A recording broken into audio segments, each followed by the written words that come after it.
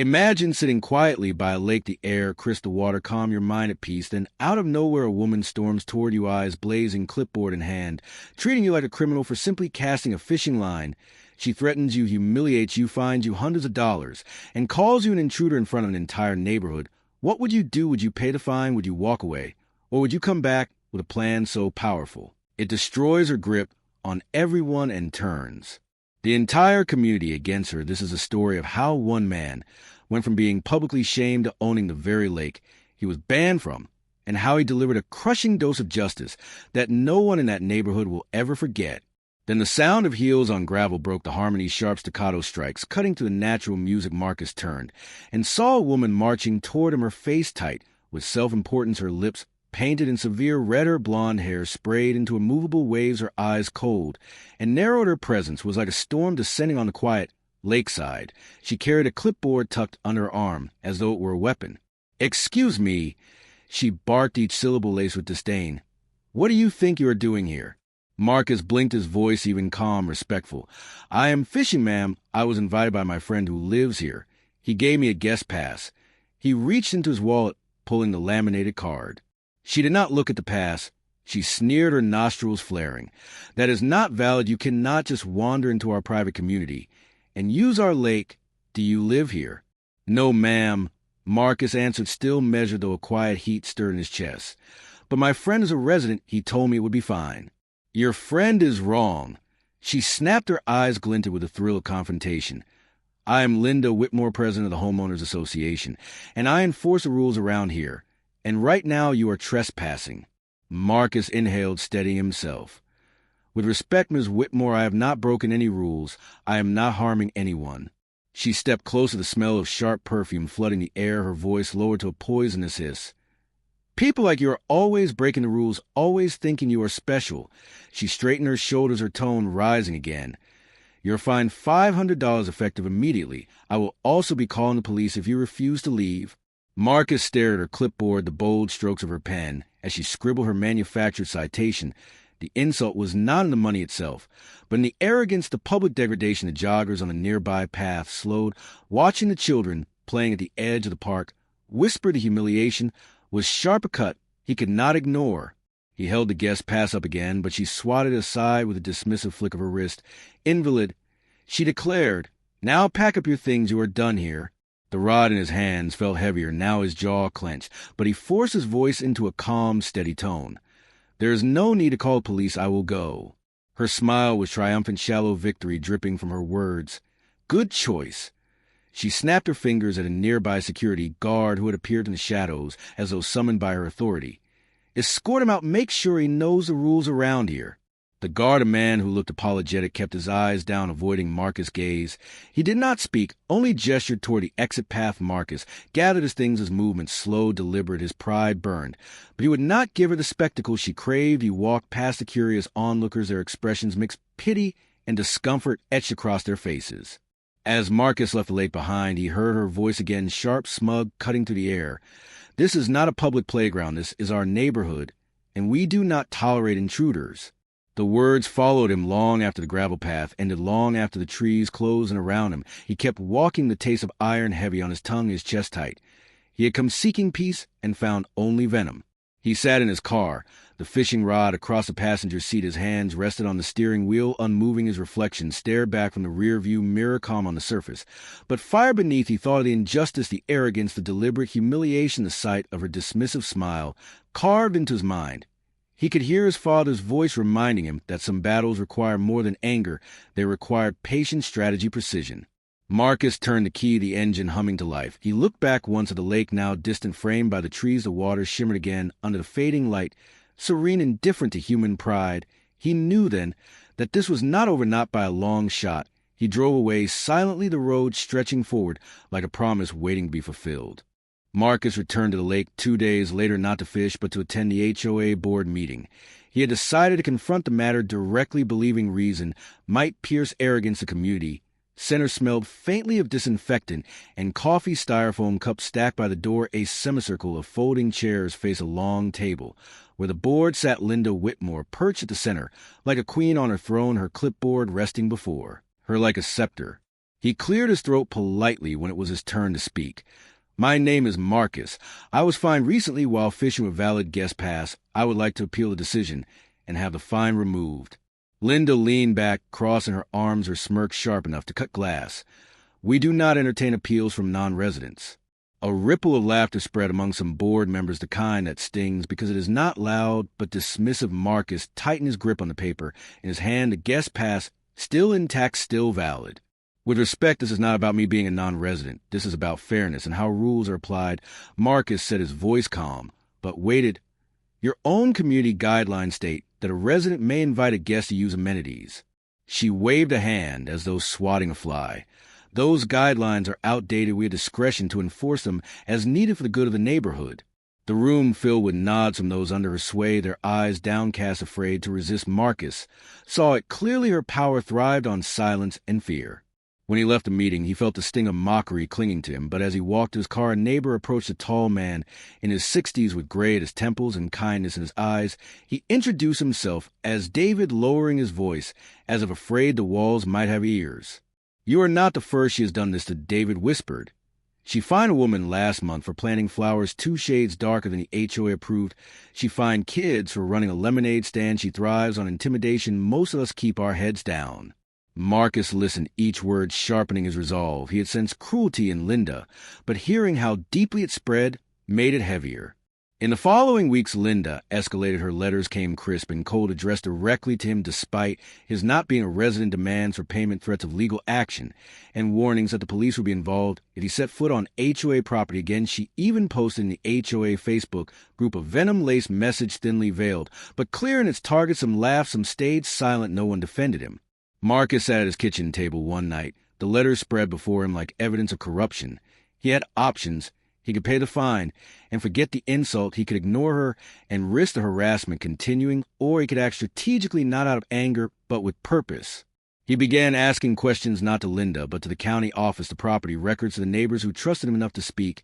He discovered the HOA was not as untouchable as Linda claimed. They were in debt, deep debt, their funds mismanaged by poor leadership and expensive vanity projects that bled the budget dry. Rumors swirled that to keep afloat, they planned to sell part of the lakeside property to a developer. Marcus traced the threads carefully and found something more astonishing. The lake itself was not wholly owned by the HOA, but tied to parcels of land that had gone neglected. Unpaid taxes hung over them like storm clouds. The realization was electric. For the first time since Linda had tried to humiliate him, Marcus smiled, not the smile of victory, but of possibility.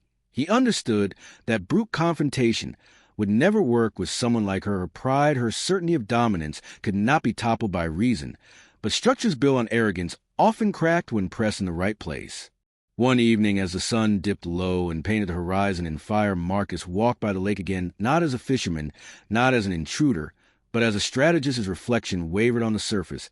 He thought of his father again, of patience and precision. The lake was beautiful, but beyond beauty, it was leverage. That night, he drafted a message to his lawyer friend, laying out everything he had uncovered. He did not yet know how it would end, but he knew the path had begun. And somewhere across town, Linda sat in her pristine kitchen, sipping her wine, already composing another letter, another threat, blissfully unaware that the ground beneath her throne was beginning to crack. Marcus moved carefully through the weeks that followed, each step deliberate, each decision quiet. He kept his routine unremarkable, at least on the surface, but behind the curtain of normal life, he worked with intensity. His lawyer friend Samuel, a sharp-minded man with a dry sense of humor, took on the case with enthusiasm. The two met in dimly lit diners or quiet corners of coffee shops, documents spread between them like puzzle pieces. Samuel traced lines on property maps while Marcus listened, memorizing each detail. "You see this section here," Samuel said, tapping the faded lines on a county survey. "The HOA assumes they own it, but technically it was never transferred from the original developer. The taxes have gone unpaid for years. The county wants someone responsible for it. And you, Marcus, could be that someone." The words felt unreal, yet powerful. Marcus leaned back, his mind running through every insult, every humiliation Linda had thrown at him. He had thought justice meant an apology, perhaps a removal of fine, but this was something bigger. This was leverage. This was control. They filed paperwork quietly, each signature a nail in the coffin of Linda's reign. Marcus did not boast or reveal his intentions. He still received letters from her, cold and venomous, demanding payment for a fine he knew had no weight. He let them stack in a drawer unread, except for a passing glance each time, a reminder of the fire fueling him.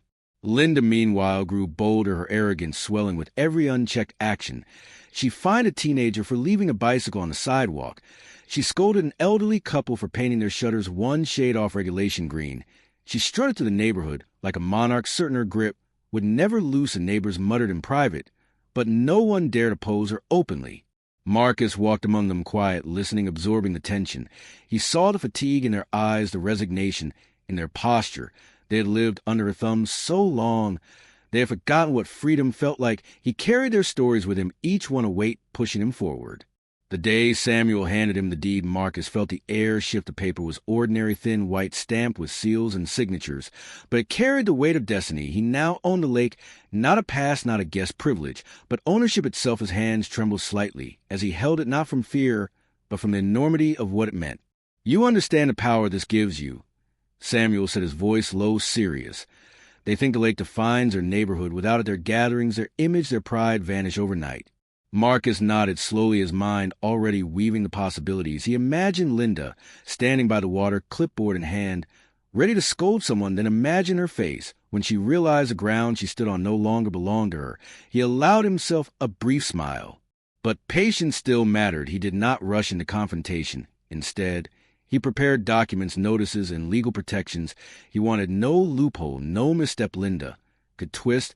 He watched her continue her charade of control from a distance, her posts online, dripping with arrogance, bragging about the upcoming summer party by the lake, the biggest event of the year. The irony was sweet. The stage was being set, and she was arranging the decorations, unaware that the curtain would fall on her performance. One evening, Marcus drove to the lake alone. He walked the path where she had once humiliated him, the sound of gravel, underfoot the smell of pine in the air. He stood at the water's edge, the deed folded in his pocket. The lake shimmered under the moonlight, calm and timeless. He let the silence wash over him, remembering the sting of her words, a mockery in her tone.